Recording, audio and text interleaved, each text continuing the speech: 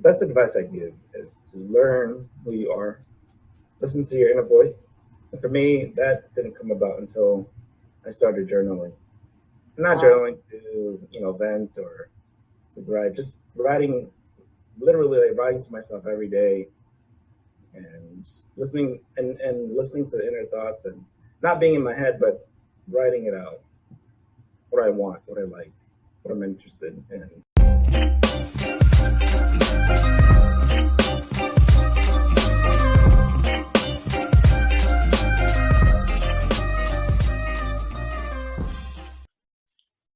Hello, everyone. My name is Dr. Nancy Joseph, aka The Dynamic Doc, and welcome to another episode of How Do You Medicine, where we talk to phenomenal healthcare professionals doing healthcare their way. And don't forget, you can follow us, subscribe and follow in all major platforms. And today, our guest is Dr. Steve Milord, who is a board certified dentist, but he started his journey in Queens College, where he got his bachelor's degree in biology, and then went on to get a master's degree in biomedical sciences at what we call UMDNJ, but that's University of Medicine and Dentistry in New Jersey. And then he got his doctorate of dental medicine in Rutgers, all in New Jersey as well. So then he went on to do dentistry in the Navy, where he is now finishing up fellowship, but do a master's program in orofacial pain and oral medicine. And we'll talk to him all about his journey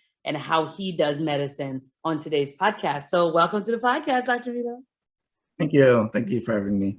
No problem. So then let's dive right in, because I know you've had kind of like a rich kind of journey, and we want to learn all about it. So first, you kind of got into dentistry. What led you? Were you kind of like, ever since I've been a little kid, I've always wanted to be a dentist type of person, or no? Yeah, that's the stereotypical story. Yes. And phenomenally curious about why they were crooked, how they grew, and that sparked that. The medicine of it all. So then, but your journey wasn't kind of like, okay, even with the quick bio, it wasn't like, Queens College, dental school, now I'm practicing, this is it. There was a couple of things along the way, a couple like scholars programs, or more than a couple, and then also the teaching. So talk to us about the scholars program. There's the Mark U Star Scholars, the Aging Scholar program. So talk to me about the programs and kind of why you decided to do them, because you could have just, did more of a typical like, okay, I'm in dental school, I'm just going to do that. Let's move forward. It's a sordid history, growing up in New York, first generation immigrant family. You have struggles, you have to prioritize different things. Mm-hmm. My family was big on politics. My dad wanted me to be a lawyer. I did pre-law for 2 years, and I was like, no. As much as I love being an advocate for people and fighting for rights, I did not like pre-law. I didn't like my colleagues, privileges, and I was always the minority, under-resourced, and I didn't like what it did to me at the end of the day. And that's going against what my initial thought was to be a dentist. And then I recalibrated, course corrected, came back to my original interest, and started pre-med, pre-dental. And I applied for a scholarship at Queens College. It's the Mark U Star Scholarship. Okay. It's a STEM scholarship. Its mission is to increase the number of minority students in the STEM fields. Its goal is to produce PhD students, ideally. And I did research, bench work at Queens College. I went on to get another scholarship for a summer program at Johns Hopkins in Baltimore. And I finished at Queens College with my biology degree. I knew after doing it, bench work wasn't quite what I wanted to do. Okay, because that was my next question. I was like, and benches somehow went away. What removed benches from your plans? Okay. And once again, course corrected. The dentistry is, my passion. Is what I'm. And when I graduated from biology in Queens College, my GPA wasn't ideal. I applied to dental school and was rejected. So, in lieu of increasing my application attractiveness, I did a program at EMDAJ. It was a 2-year master's degree to increase your science GPA. Okay. And during that time, I also retook my admissions test, the DAT, got a higher score, and I did that program in 1 year. I didn't want to stick around for the 2 years. And the biomedical, the science program? Mhm. Gotcha. And applied to schools and was accepted to Rutgers. At the time it was EMDNJ, so ideally on the same campus. And yeah, started my program. Dental school was awesome, as much as challenging as it was. I enjoyed learning about science of dentistry, medicine of dentistry. Loved all my patients, and the school was ideal. I had a broad clinical education. Science was rigorous. Worked at multiple sites, from sites in Atlantic City to externships in Nevada in the Native American clinics, as well as doing mission work in Haiti and the Dominican Republic. It was a really rich experience, and I am indebted to that program for that. After completing dental school, I went on to that's a good step. I also joined the Navy. I got a Navy scholarship from called the Health Scholarship Collegiate Program, where they usually help you with dental school. Do you have to do, but you don't have, that's not a it's not a necessity to have been a dentist in the Navy. Was that just your route, or is that usually like a typical way to get into for to be a dentist in the Navy? It's probably the main route. Okay. Before dental school. After dental school is kind of hard because you've been practicing, but it's not impossible. You have to go to boot camp, and it's an alternate pathway. Most dentists, though, through the Navy come through one of the 2 programs, scholarship programs. That's a great program. Paid for school. Just a regular application or a centralized thing? Is that like a centralized application there, or like a separate thing, deadline, fill it out, send it in type thing? It's centralized. It's marginalized, though, because you don't see it at a website. It's, at the time, I was shadowing at a hospital and recruiters, and started the process there. But it's still there. It's available every year, I believe, and depending on the application cycle, they're more or less competitive, and it's for all branches, not only the Navy. Oh, got it. Okay. Air Force has it. Yeah. So I did that program. After graduating dental school, did my training in general practice medicine, hospital-based dentistry at one of the clinics in Portsmouth, Virginia. Yeah. But prior to that, did boot camp training, and then. And I think that's required, right? You kind of have to do something instead of just being like, okay, show me that teeth. So here's my question. So from my understanding, because I think you're our first dentist guest. Yay. Look at that. And then, so the representing for the Black dentists of the world. So my question is, from my understanding, let's say you finish dental school, you don't have to, because for us, we have to do residency, right? So for you guys, you don't have to do residency, but for you, you know, you didn't just like get out of dental school and then just like you've just been doing your practice since. What made you want to do things, you know, outside of the ordinary path, right? Because you don't have to do fellowship. You don't have to do, especially like, because, you know, we talked about you kind of in a dual science program or dual master's program that you're just finishing up.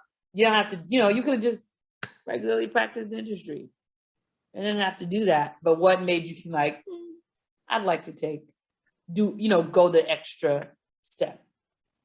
I do want to correct one thing. I did not do a master's in the Navy. Oh, did I say you did? Oh, okay. That I did want to do actually, but at the time the Navy closed the application for the But program. while you were a dentist in the Navy, you were doing the master's program, two separate things. Right. And so then, and somehow you found time because you're full-time student and full-time worker or employed. Full-time active duty employer. The program is more or less full-time, but it's online. It's a hybrid program that I started when the Navy's program closed. And serendipitously found this program at USC, University of Southern California. Master's, a dual degree master's in orofacial pain and oral medicine. And it's a great program. It's long, it's rigorous. But why like pain? Right? Because I feel like although it's needed, when I think about it, I'm like, that sounds pretty challenging, right? Like, because it sounds like a lot of intricacies to not only understand the biological side of pain, but also the psychological side of pain, and then the treatment side of pain.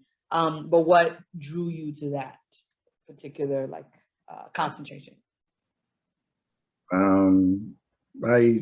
I'm pretty sure my background at New Jersey, it's one of the main pain clinics in the Northeast, and studying with professionals there who approached patients with compassion. And I like the detective work of finding accurate diagnosis and searching the database, the novel treatment plans, or even creating new treatment plans on the spot.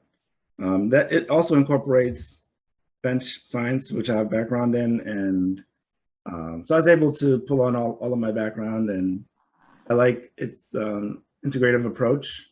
And also like it's a place where patients who have encountered problematic treatments or difficulty or misdiagnosis or poor treatments or just the malfunctions of our healthcare system end up, and they've had multiple problems, and you do a lot for them, and literally changing lives. And pain is a difficult medical problem, multiple facets: psychological, emotional, psychosocial, and so it's an important part of dentistry. It's finally being recognized. I received accreditation, I think, last year, and For the program? For the program, for the specialty. Yeah. Oh, gotcha. Pain and oral medicine. But Gotcha. it's exciting just interacting with patients every day and seeing other providers and how they provide medicine. And also, it's a weird field because it's not,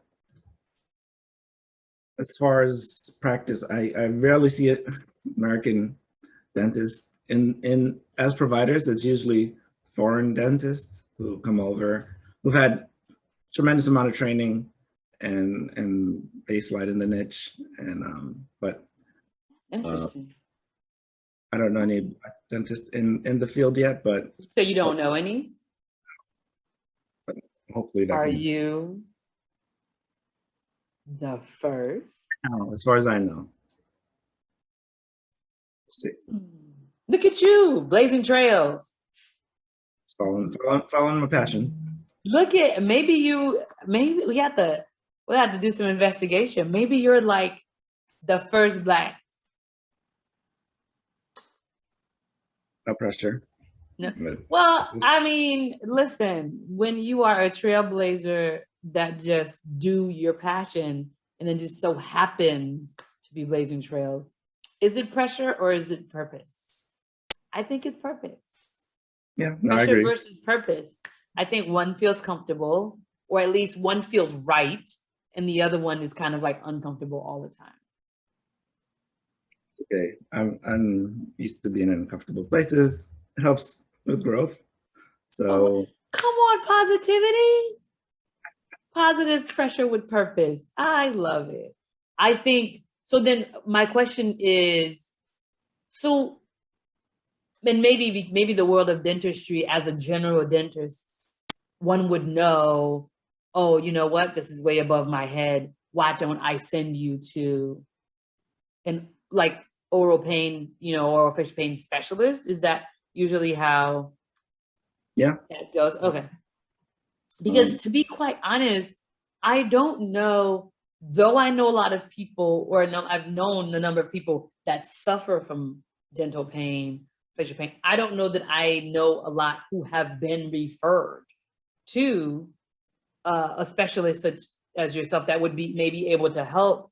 So do you find that a lot of people, it's kind of like, man, I wish I would have gotten to that person sooner? Because I do feel, at least just again from experience and anecdotal evidence, that a lot of people get like unnecessary tooth extractions that maybe they wouldn't have to do that if they maybe saw a specialist like you.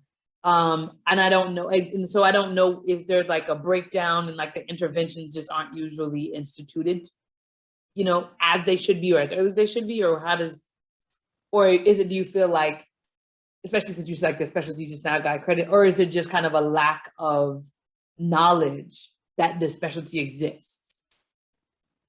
all of the above. It's combination of lack of knowledge, but also ignorance. And the field has been around since the 70s,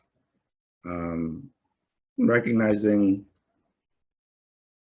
acute pain versus chronic pain, the different dimensions chronic pain can take, neuropathic pain, and approaching from a medical side, management, and dentistry is a procedure-driven field where you really have to analyze the background of the patients to differentiate if a new patient's coming with acute or chronic pain. Okay. But yeah, multiple patients endure many procedures that don't touch their issues, and it's a moving target. When those patients come to your clinic, they're not going to leave because it's not resolved, and it becomes frustrating and for both provider and patient. And unfortunately, after many thousands of dollars, many painful procedures that can add to their comorbid issues that they initially came for. So our field ideally would play a preventative role, but educating providers Preventative, like from unnecessary like procedures. Gotcha. in doing accurate diagnosis and screening out chronic versus acute pain and locating pain from its source versus its site. I've never thought about that. Differentiating site versus source of the pain, because where it hurts is not necessarily the source. Right. I've never thought about it that way. Because in general, you would think this is where I feel that, no, this is where it is. No, that's. You're no, it's I understand your right cheek hurts, But your left cheek is the problem. If it's superficially traumatized, if there's evidence of cutaneous damage, it's like it's superficial pain. A lot of times when it's deeper pain, or even a superficial pain that's not apparent, the site doesn't necessarily correlate with the source. So differentiating where that comes from, knowing where the targets are, knowing where in the brainstem referral can happen, projection can happen, knowing how long the pain has been there, causes neuroplastic changes, genetic changes, which if you catch it early, it could be short-lived, but if it's longer, it's usually long-term. And effectively managing the patient, both mentally, give them measured expectations, knowing what to do, and giving them hope. A lot of these patients come in and they're hopeless. They're like, Yep. People No say one's been able to help me. it's my fault. So no, it's definitely a big boon to helping problematic patients, and also creating a resource for both medicine and dentistry. It's a bridge, actually. So then here's my question too. Speaking of that, I think that a big part of a relationship in general is communication, whether it's a, health professional to a patient or otherwise. So do you feel that, and in that communication, sometimes that's why some people maybe don't like this health practitioner and other people are like, what? I love him. So do you feel like there's anything, whether from Queens College, because I think you did like some teaching earlier, do you feel like that's like helps you with your patient relationship at all? Or do you feel like, nah, man, it's just like this is my personality and it gels with them, or no? My experience at Queens College was good. Experience as a teacher after Queens College, I taught grade school, third grade for a year, and It's my favorite grade. Fun fact. I don't know what, maybe because I came in the U.S. when I was in third grade, and my favorite teacher, shout out to Mrs. Fuller. She doesn't. I don't know where she is these days. It was the. I went camping. Didn't know what that was. Went horseback riding. We made s'mores. Didn't know what the heck that was at the time. I was like, Americans are eating what now? Great. Okay. Third grade's the best. Yes, Mr. M. Anyways, what led you to that grade, or it just so happens? It was the opening at the spot that I applied to teach. Oh. It was an interim between my master's in dental school, and I was like, okay, I'm gonna try to give back. It was awesome. I and my co-teacher, Mrs. Kaur, we transformed the grade and listening to what not patients, but students needed, and challenging them to grow emotionally,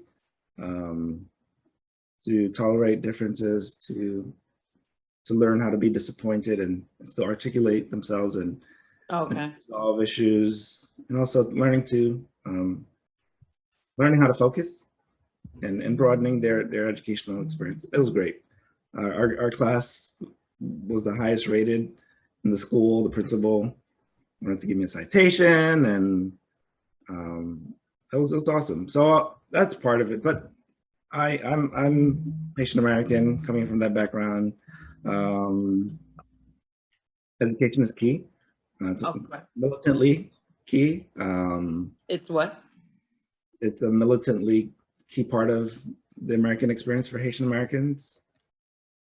Getting a good education. So knowing that value. But at the same time, I integrated part of what I learned in grad school, particularly the cognitive behavioral therapy part, learning to manage emotions and being cognizant of them while not being hijacked by them. And that played a big role in learning and instructing kids how to learn how to learn and how to learn how to express themselves.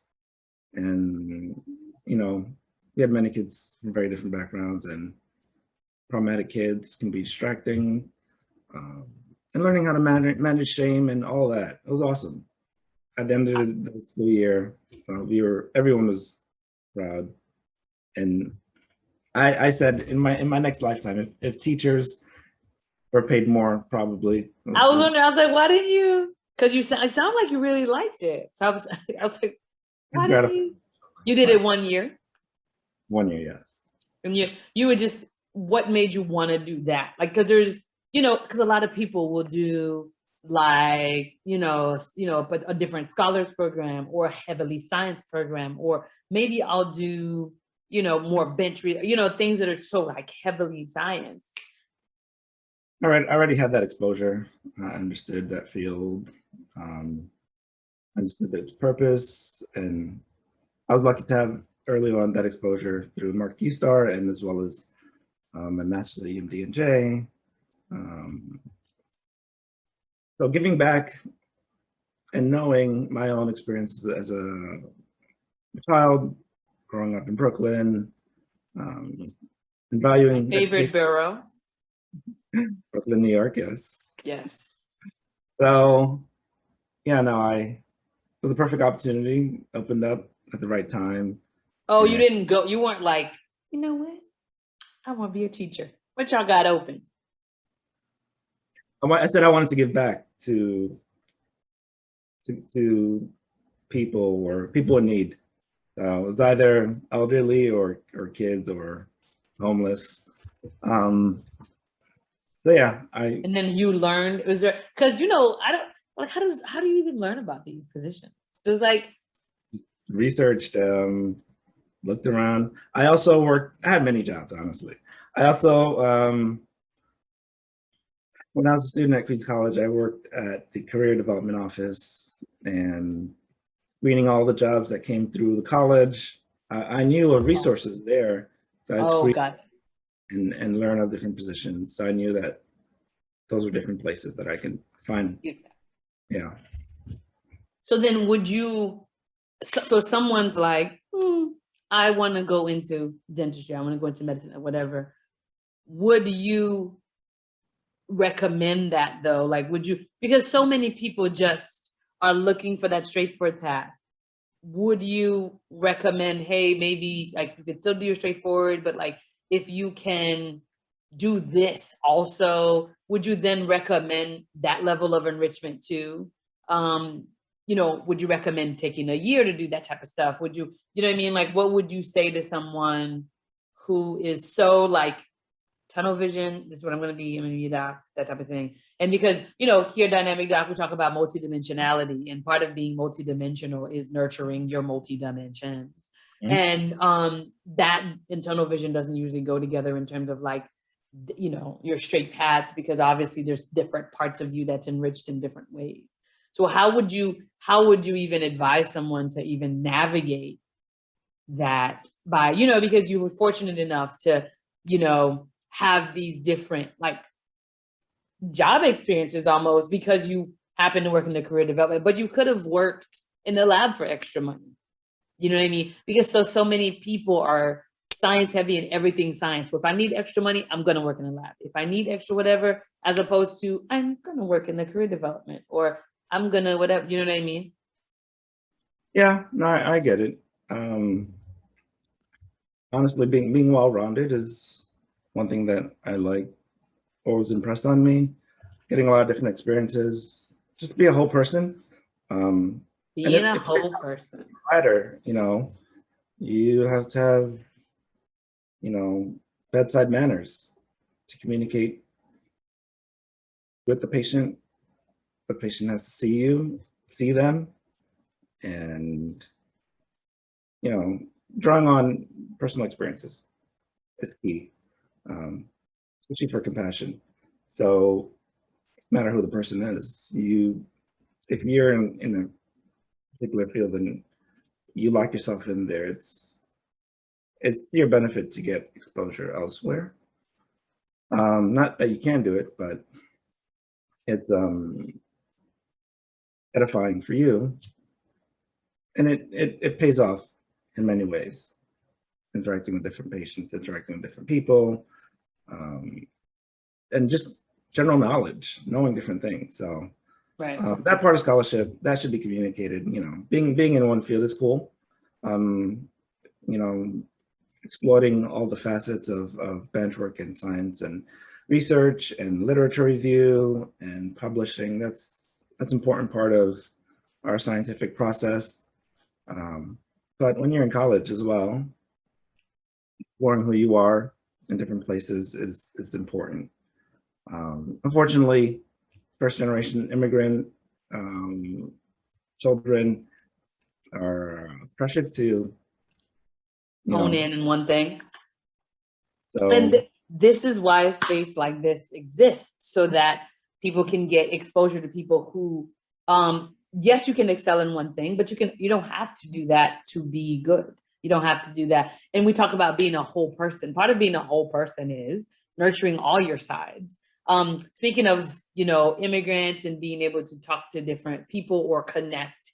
I know you kind of briefly touched on your program that you did, like the international program, the mission program, which you started in dental school, right? You started participating in that dental school and then continued through even like after dental school and all of that stuff. Why did you feel like it was important to continue? Because it's obviously harder, right? Once you get out of dental school to both, because you have to ask for time, and depending on your job, that can be harder to find an employer who'll be like, sure, we'll give you time to do this. As opposed to being a student, right? I found, at least for me as a med student, it was much easier to go on these mission trips when you're a student, because you can or even a resident, you can like make it a rotation. But then when you get out of training, that's not really an option. So I want to know more about that program, and then what made you just continue it for years to come. I started the program at Rutgers Dental School. You started the program, or you started being part of the program? Started being part of it. But because, Steve Milord could have also started the program. That could have, the questionably first orophacial dentist Black orophacial dentist could also have started the program. I just wanted to make sure we get our facts clear, but yes. That is started not by me, but someone else. Okay. Alberta and John Cornwell. Gotcha. And they were instrumental. And I petitioned for the program. You have to be able to speak Spanish and Creole. And at the time, petition for the program? What do you mean? Oh, a lot of students apply to it's a mission work. It's during spring break, and they fly out to Haiti and Dominican Republic to provide dental care for hundreds of kids and adults. So when I interviewed at UMDNJ at the time, that was one of the key selling points. I was like, oh, yeah. And a lot of dental schools do it, and but it's individualized. It's not supported by the school. They have to raise funds outside of school. So. Oh, really? But UMDNJ at the time had that program, and I was like, okay, I'm going to do it. And part of my first year of dental school, I was like, all right, I know Creole, I speak it at home. I don't know Spanish, so let's do an immersion program. So I decided to live in Spain for the summer break. Okay. Is that just a decision that just decided to live in Spain? Oh, it presented itself, and time was the opportunity presented itself. I don't know what kind of presents you get, but I'd like those. Whatever presents you get, I'd like those, because a lot of opportunities present themselves to Dr. Milord. And I don't know what you're doing up there, God, but if you could just present, some, I'd appreciate that. But during oh no, it was summertime in dental school. Oh, got it. So you went to Spain to you find like a sponsoring family, or you know what I mean, like a family that you could. No, I just jumped in headlong. I was like, I'm gonna live in Spain for the summer. With what money? So one of the benefits of being a Navy scholar that I was. Oh, that's right, because you already gotcha. Because you had already. Why stay in America? Lame. But I was like, okay. But at the time, I'd never left the States. No. I didn't. But I realized how significant it was on the flight there. I was like, what if I get kidnapped? On the on the way. After they scanned you're sitting like, hello everyone, welcome to our flight to Spain, and it hits you that you're on your way to an entire different part of the world. Got it. So that was helpful, I'm sure, when you because you did that before applying to be part of the mission, and then you've continued to do that mission. And when you were being a dentist in the Navy, is that something you're like, listen, I need to continue this, so I need this time off? Was that like a point of the communication discussion, or you were just? I would just take time off. Oh, so you use your vacation. So there was like, if you got 4 weeks, you really got 3 weeks during that time. Yeah, it was, I mean, sacrifice of passion, and I was always exhausted. It's not a vacation, but just helping people from my motherland and helping impoverished people who have limited access to providers. So yeah, it was something that was, I took responsibility, helping and seeing the people grow and kids grow. And well, that's right, because you went every year. So how do you, because here at Dynamic Doc, we love to talk about balance or lack thereof, or the need of such. Sure. Where do you find the time? Because from what I understand, you also have 24 hours in a day. And between a hybrid dual science program and working full time, and then somehow all these passions, both from things of your experience and things that you want to do, how do you find balance?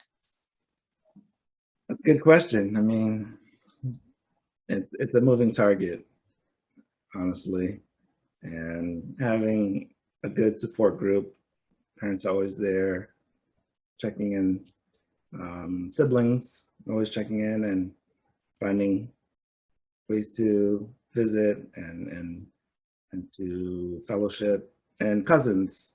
So growing up in New York around immediate and extended family, always played a big role in maintaining balance. Oh, okay. Support systems. Making sure that, and now it's more, digital, but every chance you get to be in person, having that, making sure you're eating as well as you can. Self-care, I'm hearing. So then do you then compartmentalize? Tuesday and Wednesday, I'm working on this. And then other days, I'm just working. In the beginning, I did. I used to write everything down, schedule, even what I needed to eat, what I needed to buy, supplies, morning routine, nighttime routine, to be regimented and partly military process. Would you say that, because I was going to ask you what's the most challenging part, what do you feel like have been the most challenging part of your journey thus far? Is that the balance or something else? Balance is, challenging, moving target. Maintaining, if I was in a relationship, how much time spending, resources. So yeah, time is the resource that you don't get, enough of. So making sure that it's quality time, and yeah, it's hard sometimes, especially in training, knowing how much time you have. You always feel guilty about not reaching out. Yeah. What would you say have been the most rewarding part? Like the thing that you're most proud of thus far? Thing that I'm most proud of.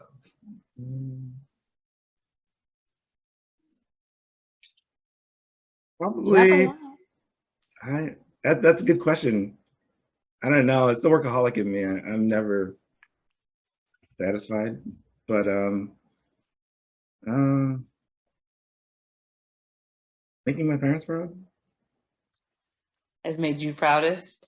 At first, did you feel guilty because you chose not to be a lawyer? No, my dad. I mean, you know, in your heart of hearts, what's right. And my dad was like, "You're an idiot. It's lawyers should be a lawyer." And I was like, "All right, you live your life."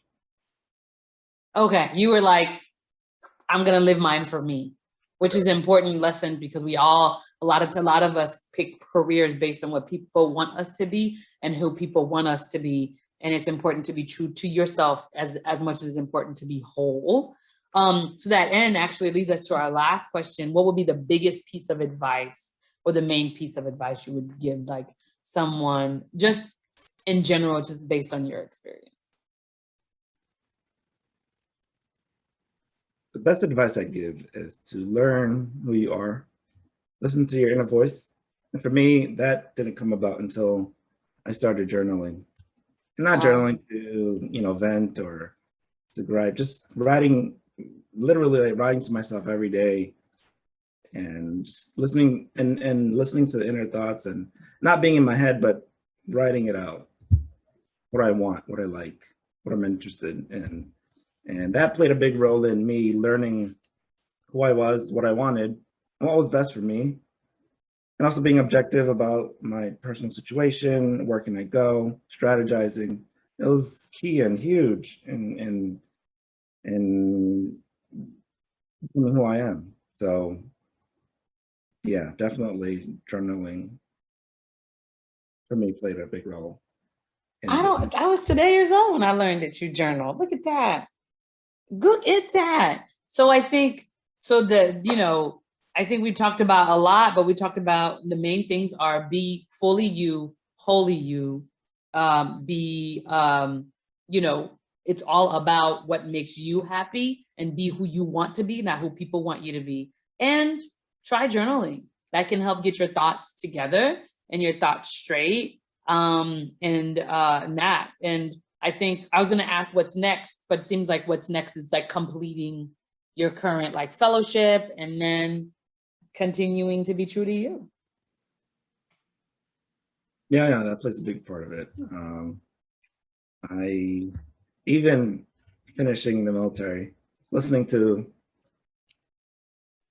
the inner voice, and letting that, no, this is it.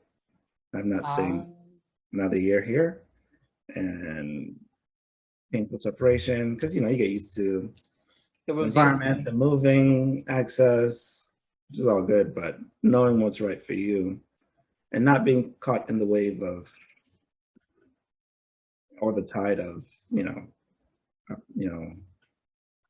salary or income, but knowing what's the best place for growth. And if you fit in there, but if it's in your plans, in your livelihood, in your own health, and are you well there? So that is key. When you're going to the next phase in your life or your next step, the best question to ask is, are you well there? Because your wellness and wholeness is important. Yeah. So I think that's an amazing place to stop. So I want to thank everyone for tuning in to today's very inspiring episode of How Do You Medicine with Dr. Steve Milord. We'd like to thank Dr. Milord for being our special guest today and sharing your journey and how you medicine. Please, everyone, make sure to go ahead and follow, subscribe to his podcast. Stay tuned for the next episode. Thank you for tuning in this episode. And please remember, take care of yourself, be healthy, be safe, and of course, be blessed. Catch your next episode. Peace.